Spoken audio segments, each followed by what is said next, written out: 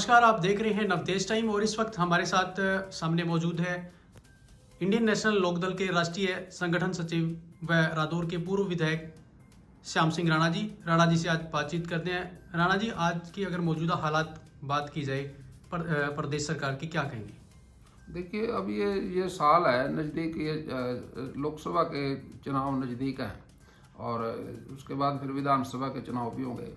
चुनाव 5 साल के बाद होते हैं, लेकिन पूरे 5 साल निकल गए, कोई भी किसी तरह का विकास रदौर के अंदर जो पेंडिंग था, कोई भी कार्य सरकार ने इस 5 साल में नहीं किया।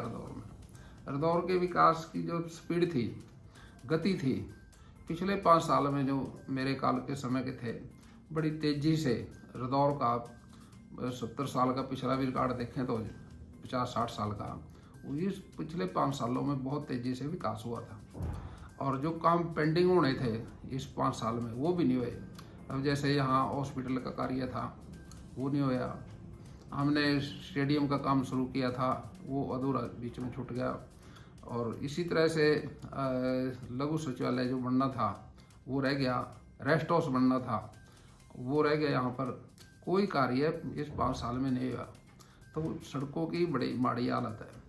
और इसलिए आप देख रहे हो भी, हमने पिछले 5 साल में अम्बेडकर भवन हर गांव में बना दिए थे, 100 के आसपास थे ये, लेकिन जो बीच में कोई अधूरा रह भी गया था उस पर इन्होंने कोई गौर नहीं करी।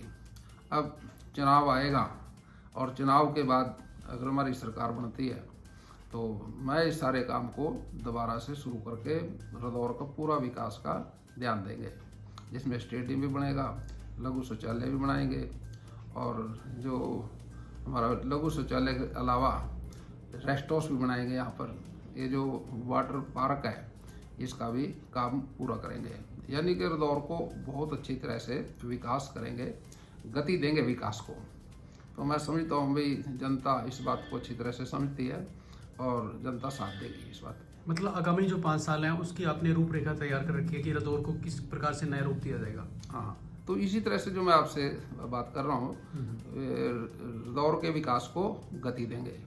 कुछ खेतों के रास्ते हैं वो अभी अधूरे हैं, तो इसी तरह से बरातघर भी बनने हैं, बहुत सारे काम अभी अधूरे हैं जो हमने पूरे करने रदौर में। रदौर का विकास पूर्ण रूप से करेंगे। राणा जी, विपक्ष लगातार आरोप लगाता है कि जो ईडी है उसका गलत इस्तेमाल प्रदेश सरकार कर रही है। ये विपक्ष आरोप लगाता है, लेकिन सरकार कह रही है कि जो गलत करेगा उस पर कार्रवाई होगी। क्या कहेंगे? देखिए, जो गलत करता है उस पर कार्रवाई हो जाए तो उसको कोई दिक्कत नहीं है, लेकिन ये तो अब जैसे चुनाव आ गया, अब जो विपक्ष की सीटें हैं जीतने वाली, वहाँ पर जो कैंडिडेट हैं उनको परेशान कर रही है। मुख्यमंत्री हैं, जो पूर्व मुख्यमंत्री, उनको परेशान कर रही है। अब हमारे हर जमुनानगर की बात ले लो, 1 महीने से कुछ 1-2 दिन फालतू हुआ, दिलबाग सिंह जी के पीछे ये लगे थे। 15-20 दिन तो वैसे ही रास्ते में रखा। फिर हमारी पार्टी के कार्यकर्ताओं ने, नेताओं ने कोर्ट का सहारा लिया और कोर्ट में इस बात की गई थी कि किस आधार पे दिलबाग जी को परेशान और अरेस्ट किया। यही छोटी सी बात थी। जबकि ईडी आई, उन्होंने ये कह दिया था इस पर कोई पैसा नहीं मिला, लाइसेंस इसके ठीक है, इसके किसी चीज़ की कोई कमी नहीं है, फिर भी परेशान कर रहे थे। तो देश के अंदर जुडिशियल जो है वो भरोसेमंद है। राजनीतिक तौर से लोग चुनाव के दिनों में परेशान करते हैं। हमारा कार्यकर्ता दिलबाग सिंह जी हरियाणा प्रदेश का नेता है, और वो जब भी चुनाव लड़ता है जमुनानगर से, वोट उसको पिछले चुनाव से ज़्यादा पड़ती है, हर बार ज़्यादा पड़ती है। इस बार तो उसने वोटों का रिकॉर्ड ही तोड़ देना, क्योंकि ईडी ने जो काम किया वो कोर्ट के अंदर साबित हो गया भी ईडी जानबूझ के परेशान कर रही है, उनके पास कोई सबूत नहीं था और बाइज्जत वो घर आ गए। इसलिए ये ईडी पे ये पहला करंट है जो लगा ईडी पे, क्योंकि बेकसूर लोगों को पकड़ेंगे तो कोर्ट तो फिर उस पर एक्शन लेगा। हम फैसले का स्वागत करते हैं इंडियन नेशनल लोकदल के, और इससे दिलबाग जी के बाहर आने से बिल्कुल लोकदल का ग्राफ बढ़ा है। अभय चौटाला जी को भी इससे ताकत मिलेगी, क्योंकि उसके ज़्यादा एमएलए जीत के आएंगे विधानसभा में, तो उससे उसको ताकत मिलेगी और वो अच्छी तरह से प्रदेश के अंदर अपनी सरकार को बना पाएगा। राणा जी, आगामी कुछ दिनों में जो है, कुछ महीनों में लोकसभा के चुनाव भी होने हैं, फिर उसके बाद विधानसभा के चुनाव भी होने हैं, तो क्या कुछ तैयारियां जो है इंडियन नेशनल लोकदल जो है उनके द्वारा की जा रही है? देखिए, लोकसभा का जो चुनाव है वो भी विधानसभा पे डिपेंड करता है। तैयारी तो उतनी ही होती है जैसे विधानसभा भी होती है, ऐसी लोकसभा भी होती है। लोकसभा में 90 विधानसभाएं हैं, एक लोकसभा में 9 विधानसभा है। और जब एक एक विधानसभा की तैयारी हो जाती है तो लोकसभा की तैयारी ऑटोमेटिक हो जाती है। हमारे यहाँ 231 बूथ हैं, हमारा हर तरह से हम तैयार हैं। जब भी चुनाव आएगा हम बहुमत से, मतलब अपने विधानसभा से अपने जो कैंडिडेट होगा लोकसभा का, उसको बहुत अच्छी मजबूती के तौर से यहाँ से जिता के भेजेंगे।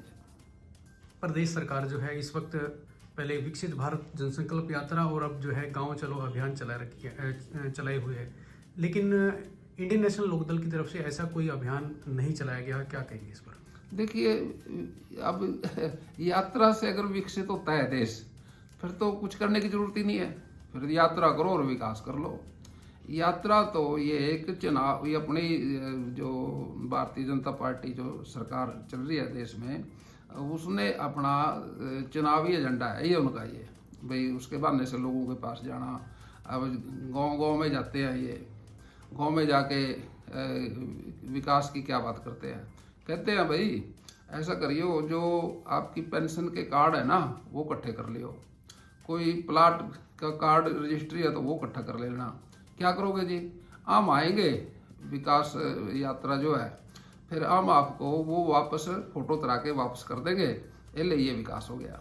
अब यही विकास है ना, विकास ये नहीं है। विकास तो लोगों को, जैसे पेंशन थी, अब चौधरी देवलाल जी ने पेंशन बढ़ाई थी, अब 5 लाख लोगों की पेंशन काट दी, विकास हो गया। 7-8 लाख लोगों के राशन कार्ड काट दिए, तो ये विकास हो गया। प्लाट किसी को दिया नहीं, काम अधूरे कोई पूरे करे नहीं। अब यात्रा से क्या वो पूरे हो गए?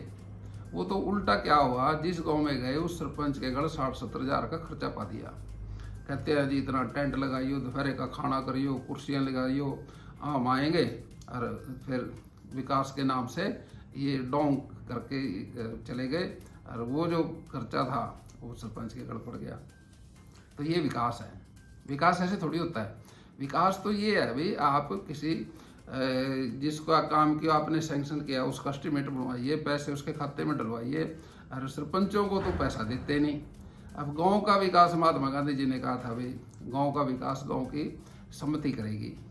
अब ये कहते हैं ये तो सरपंच तो काम नहीं करते, कोई उनका उल्टा सुल्टा बोलते हैं, हम तो वो बात कह भी नहीं सकते जो सरकार के लोग कह रहे हैं। ये विकास नहीं है, ये तो ढोंग है जो इनकी विकास यात्रा, इसका कोई अर्थ नहीं है, तो वैसे ही है। राणा जी, जैसे चुनाव आएंगे तो क्या जो इंडियन नेशनल लोकदल है अपने दम पर लड़ेगी या गठबंधन कर सकती है?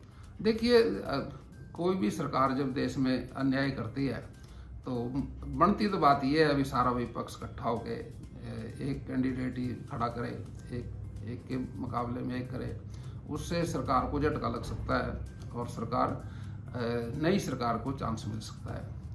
मेरा अपनी राय ये है, हमारी पार्टी के नेता अभय चौटाला जी तो बार बार ये कह रहे हैं अगर विपक्ष इकट्ठा नहीं होया तो फिर जेल की तैयारी कर लो। तो ये बात तो समझ में आ जानी चाहिए। जैसे चुनाव की घोषणा होगी, हमारी पार्टी प्रयास करेगी भी एक के मुकाबले में एक ही पार्लियामेंट का मेंबर चुनाव लड़े।